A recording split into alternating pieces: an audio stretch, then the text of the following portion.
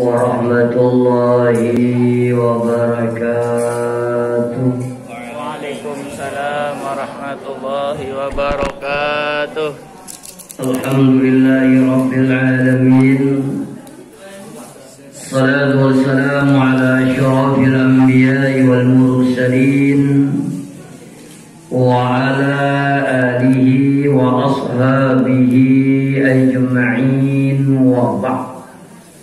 Yang saya hormati dan saya muliakan Ayahanda Dr. Andes Haji Subli Nurdi, yang saya hormati para dewan guru, para asatidz, wabil khusus wali murid yang berhadir di pagi menjelang siang hari ini, adik-adik sekalian yang baru saja kita saksikan bersama khatmul Quran. Mudah-mudahan anak-anak kita yang baru saja kita saksikan menghatamkan Al-Quran, mudah-mudahan menjadi anak-anak yang soleh dan solehat. Amin. Yang bisa membahagiakan orang tuanya dunia dan akhirat. Bapak Ibu hadirin sekalian yang berbahagia, di dalam kitab klasik, nama kitabnya adalah Qurratul Uyun. Rasulullah sallallahu alaihi wasallam bersabda, kata beliau, arba'un min alamatis sa'adah. Ada 4 macam ciri-ciri orang yang berbahagia. Kalau dia memiliki yang 4 macam ini, insya Allah dia akan mendapatkan ketenangan, dia akan mendapatkan kebahagiaan, dia akan mendapatkan kesuksesan dunia dan akhirat. Salah satunya adalah auladuhu abraran, anak-anaknya, keturunannya, keluarganya menjadi anak-anak yang soleh dan solehah. Mohon maaf ini kepada wali murid, saya punya persepsi begini. Walaupun rumah kita besar, duit kita banyak, harta kita berlimpah ruah, tapi kalau memiliki anak yang nakal, anak yang tidak mengerti pendidikan agama, yang berani dengan orang tuanya, demi Allah, sekaya apapun kita, setinggi apapun jabatan kita, sebanyak apapun duit yang kita miliki, maka kita tidak akan pernah mendapatkan ketenangan jiwa dan kebahagiaan batin. Makanya dalam Al-Quran itu, anak itu terbagi ada 3 macam, Ibu.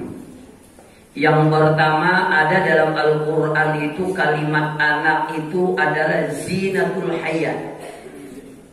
Zinatul hayat ini apa? Kita memiliki anak yang pintar, berprestasi, pintarnya luar biasa, tamat SD ranking 1, SMP-nya ranking 1, nanti kuliahnya cum laude, pegawai di perusahaan sugih, duit banyak. Ini namanya anak zinatul hayat. Yang kedua, dalam Al-Quran ada juga anak itu yang menjadi fitnah. Apa anak yang menjadi fitnah? Mohon maaf, perbuatannya, tingkah lakunya selalu menyakiti hati orang tuanya. Kadang-kadang orang tuanya menjaga nama baik luar biasa, anak yang merusaknya, bahkan orang tuanya meninggal sakit-sakitan karena perbuatan anaknya. Ini namanya anak menjadi fitnah. Yang ketiga, ada juga dalam Al-Quran anak itu qurratul a'yun, menjadi kebanggaan. Anak kita kadang pintar, kadang gue rankingnya sesuai lawan jumlah kawan di sekolah. Bila orangnya 30, alhamdulillah ranking 30. Kalau orangnya 20, alhamdulillah ranking 20. Pernah 10 besar, orangnya 10. Orangnya ada pintar ya, biasa-biasa aja. Tapi ini anak walaupun tidak cerdas, tidak pintar, kalau mendengar orang azan tanpa disuruh dia mengambil air wudhu. Kalau mendengar orang azan tanpa disuruh dia bawa sajadah, dia berangkat ke musala, dia ikut salat berjamaah. Ini anak walaupun tidak cerdas, mohon maaf, tidak disuruh, setiap malam dia baca Al-Quran. Maka ini adalah anak quratul a'yun, menjadi kebanggaan orang tua.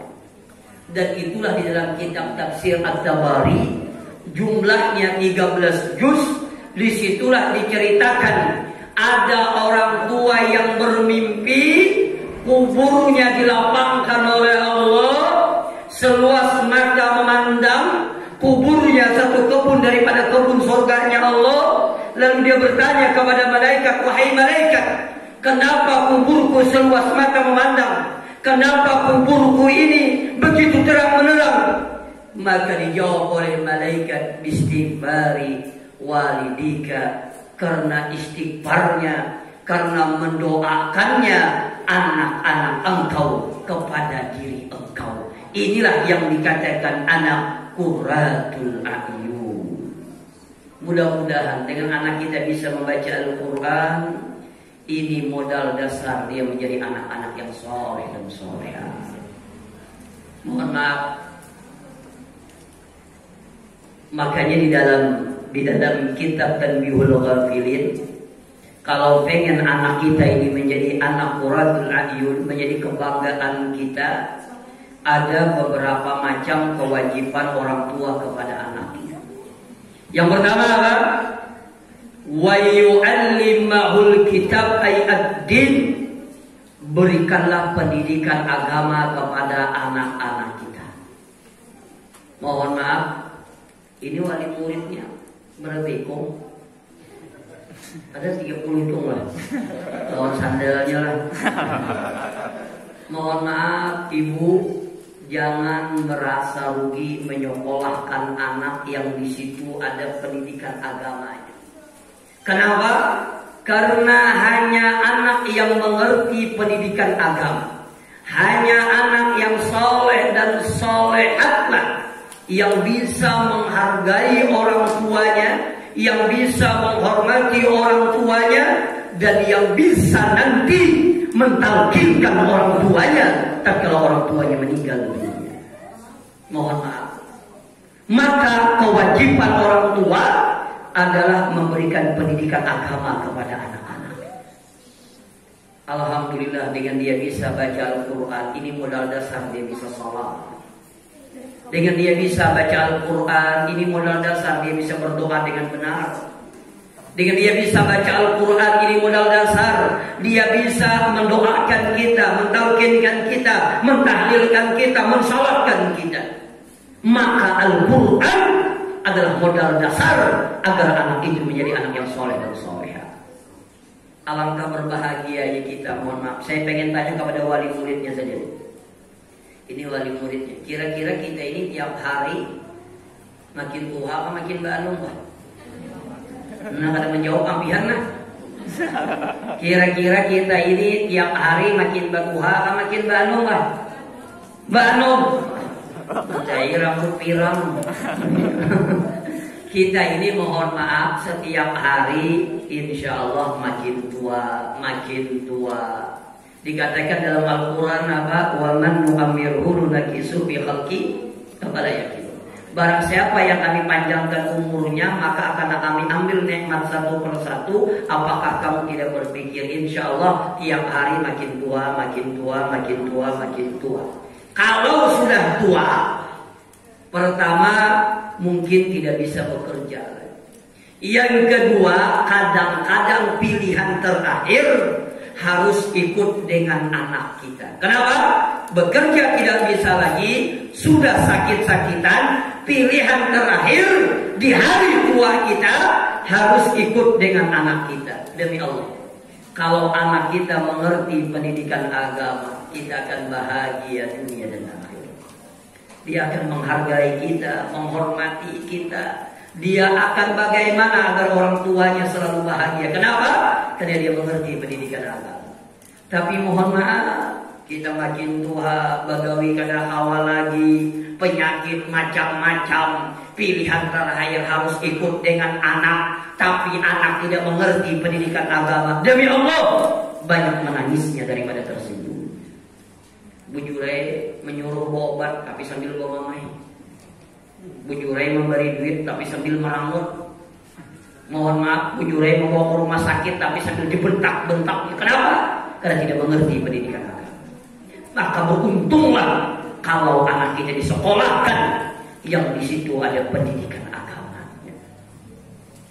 Kita pengen sekali nanti tatkala kita pengen diambil oleh Allah, anak kita yang mentalkinkan kita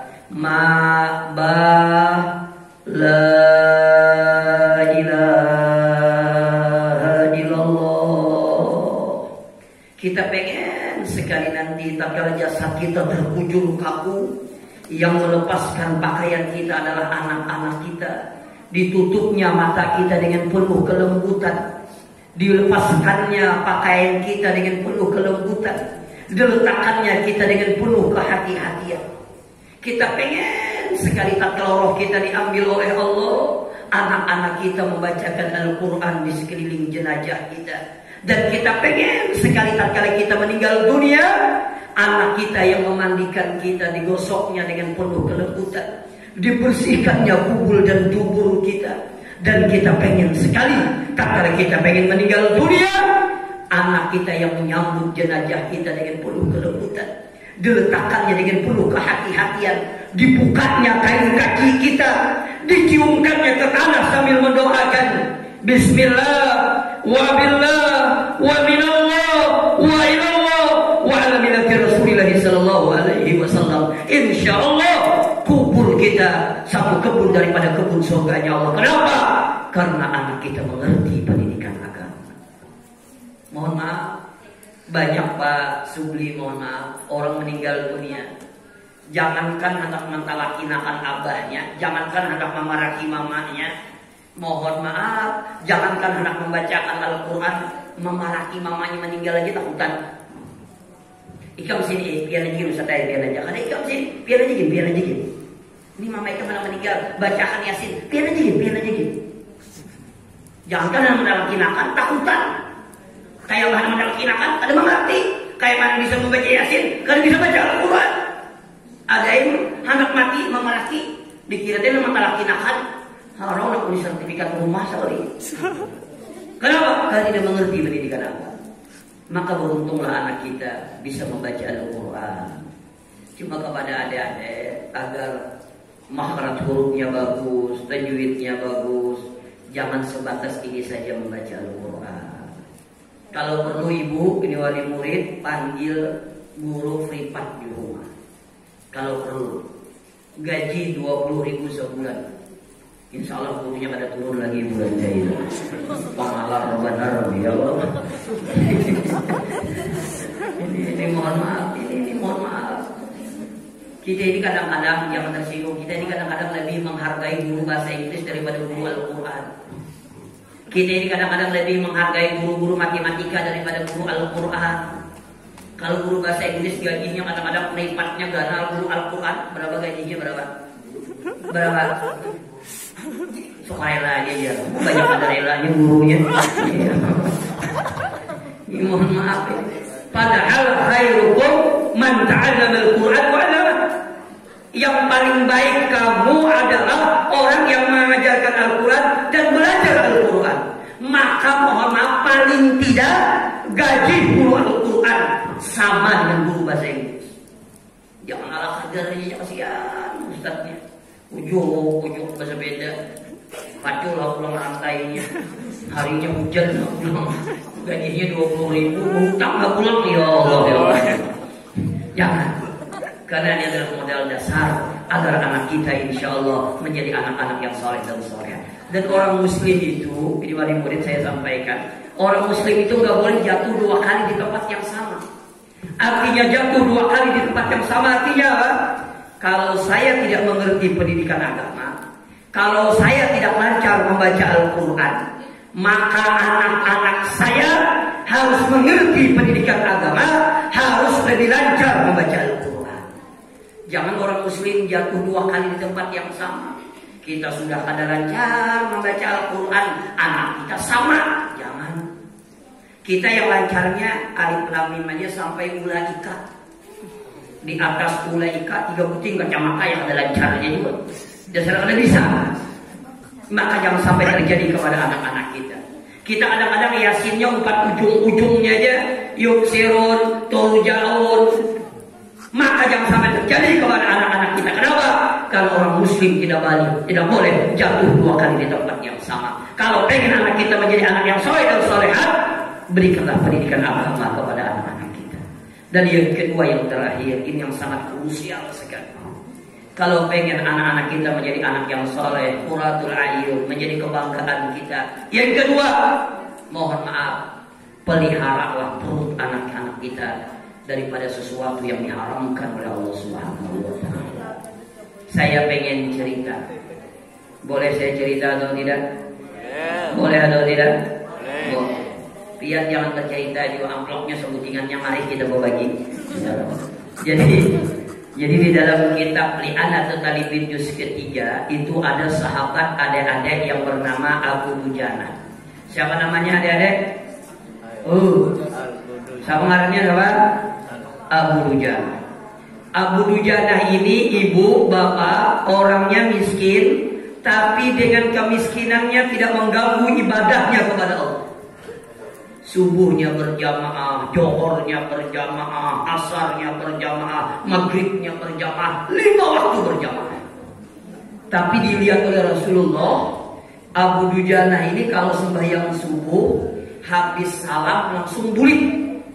Orang membaca Allahumma antas salam wa minkas salam, ada Abu Dujana apa? Allahumma antas salam, lantas jalan. Kada bawih, langsung bulik. Akhirnya ditanya oleh Rasulullah, "Hai Abu Dujana, sini kamu." Ini bahasa ulama. Kalau bahasa Arab pada sini kamu. "Hai Abu Dujana, sini. Aku hendak bertakul loh ikam. Ikam ini kenapa bila habis sembahyang subuh langsung bulik? Kada bawih." Bisa lah biar melihat orang yang bila habis sembahyang subuh langsung bulik itu bisa lah melihat kan? Bisa kan melihat kenapa? Iya. Bisa kan ada kan? Bisa. Yang habis sembahyang subuh, assalamualaikum, langsung bulik, bisa lah melihat kenapa? Bisa. Pian kalau. Jadi Abu Dujana habis sembahyang subuh langsung bulik. Akhirnya kita Rasulullah, ya Abu Dujana, kenapa ikam ini kalau habis sembahyang subuh langsung bulik? Ujar Abu Dujana, ya Rasulullah, ulun ni hendak badal umpatan wirid lawan pian, pengen sekali halakah dengan sampean, pengen sekali doa dengan sampean, tapi ya Rasulullah, ulun ini berisi tetangga ulun ini orang Yahudi. Kebetulan berisi pohon korma, pohon kormanya itu agak condong ke halaman ulun. Paham aja kalau nih lah. Jadi condong itu apa? Agak miring. Jadi Abu Dujana, pada suatu saat saya ikut wiridan dengan engkau ya Rasulullah. Ternyata tatkala saya pulang, saya kaget. Ternyata anak saya memakan korma yang bukan haknya. Karena korma itu malam hari ditiup oleh angin, jatuh ke halaman Abu Dujana. Karena saya terlambat pulang, saya lihat anak saya yang pertama memakan korma tadi ya Rasulullah. Karena saya lihat dia memakan korma yang bukan haknya, saya keluarkan dari mulutnya. Maka anak saya bilang, "Ya Abi, wahai abahku, aku lapar. Malam tadi kami kada makan." Maka saya bilang, demi Allah dan demi Rasulullah, walaupun kalian mati dalam keadaan kelaparan, kalian tidak akan kuberikan makanan yang haram. Dikeluarkan oleh mulutnya, menangis anak. Yang satu, anak tabung sudah, karena terdahulu sudah makan. Akhirnya dimuntahkan, lalu dia bilang, "Ya Abi, kami lapar. Malam tadi kami kada makan." Maka saya bilang, walaupun kalian mati dalam keadaan kelaparan, kalian tidak akan kuberikan makanan yang haram. Subhanallah. Padahal dalam hukum fikih, pian bila berisi tetangga, misalnya berisi pohon jambu, korma kan ada. Biasanya pohon jambu. Lalu pohon jambu itu mereng ke halaman kita. Kalau ini gugur dengan seorangannya, itu boleh dimakan, hukumnya subahat antara halal dan haram. Mun hendak batik jangan dimakan, aku lapar makan nggak? Ini subahat. Tapi asal jangan dikujuk. Mau dikujuk mari. Atau pin bucang-bucang pohonnya gugur mari. Tapi yang punya gugur seorangannya aja, hukumnya adalah subahat antara halal dan haram. Tapi Abu Dujana saking kehati-hatiannya, dikeluarkan dari mulut anaknya sampai anaknya menangis, wahai abahku, aku lapar, malam tadi aku pada makan. Maka apa dia bilang? Walaupun kalian mati dalam keadaan kelaparan, kalian tidak akan kuberikan makanan yang haram. Mendengar cerita ini Rasulullah sedih, ya Rasulullah ini dikit sudah, kita tukarinya berapa harganya pohon kurma itu tuh. Akhirnya ditukari oleh Abu Bakar Siddiq radhiyallahu anhu. Setelah ditukari, rupanya orang Yahudi ini nakal. Oh ya orang Yahudi kena ada pintar juga Abu Bakar nih, nukar pohon kurmanya di halaman kok. Dia orang Yahudi kena bilang malam ku naiki, ku ambil yang masak-masaknya, biar aja aku jalan karena yang matahnya aja lagi. Sekalinya malam hendak menaiki, di muka rumah pohon kurmanya ada lagi, di belakang rumah ada lagi, samping kanan tidak ada lagi, samping kiri tidak ada lagi. Setelah ditoleh, ternyata pohon kurmanya pindah ke halaman Abu Dujana dengan berkat mukjizatnya Rasulullah SAW. Apa yang diambil cerita ini? Begitulah orang dulu memelihara perut anaknya, perut keluarganya agar tidak termakan makanan yang haram. Kenapa? Susah menjadikan anak menjadi anak yang soleh dan solehah kalau perutnya penuh dengan makanan yang diharamkan oleh Allah Subhanahu wa Ta'ala. Terakhir ibu-ibu, makanya boy bagus kalau laki biar mulik ya nah. Membawa duit lebih daripada biasanya itu bagus ditakuni. Misalnya laki pian mulik biasanya setiap hari memberi pian duit misalnya setiap hari 50 juta. Mahayal juga berdiam lah.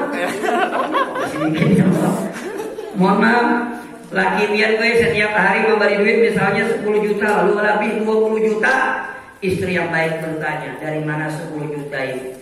Halalkah, haramkah, abunya kada halal pun kada rida, ulun takutan keluarga kita menjadi keluarga yang tidak berkah, ulun takutan terlun kada sanggup dimasukkan ke dalam nerakanya Allah Subhanahu wa Ta'ala. Itu istri yang baik, bertakun. Cuma jarang bang bini kita bertakun. Nya asal banyak aja pada bertakun, mau sedikit hanya bertakun. Padahal mohon maaf, makanan yang halal sangat berpengaruh kepada karakter, kepada tingkah laku, kepada akhlak anak-anak kita. Mudahan anak-anak yang baru saja khatamul Quran tadi menjadi anak yang soleh dan solehah, yang membahagiakan orang tuanya dunia dan akhirat. Mungkin demikian. Terima kasih. Assalamualaikum warahmatullahi wabarakatuh. Apa selanjutnya lagi? Doa Allah. Cepat matian kita. Kita baca doa selamat, mudahan selamat semuanya, sehat semuanya, terhindar dari corona insyaallah. Amin. Amin. Bismillahirrahmanirrahim. Wassalatu wassalamu ala asyrafil anbiya'i wal mursalin wa ala alihi wa sahbihi ajma'in. Allahumma ij'al dzurriyyatina wa auladana shalihan. Allahumma ij'al dzurriyyatina wa auladana shalihan. Allahumma ij'al dzurriyyatina wa auladana shalihan. وخصوصا إلى أولاد من حضروا في هذا المجلس يا الله إنك على كل شيء قدير. اللهم فقههم في دين الإسلام وعلمه الحكمة والمسألة وتأويل القرآن وانشر منهم من عبادك الصالحين وانشر منهم من عبادك الصالحين وانشر منهم من عبادك الصالحين. صلى الله على سيدنا محمد وعلى آله وصحبه وسلم. سبحان ربك رب العزة عما يصفون. سلام على المرسلين والحمد لله رب العالمين. تقبل الله منكم.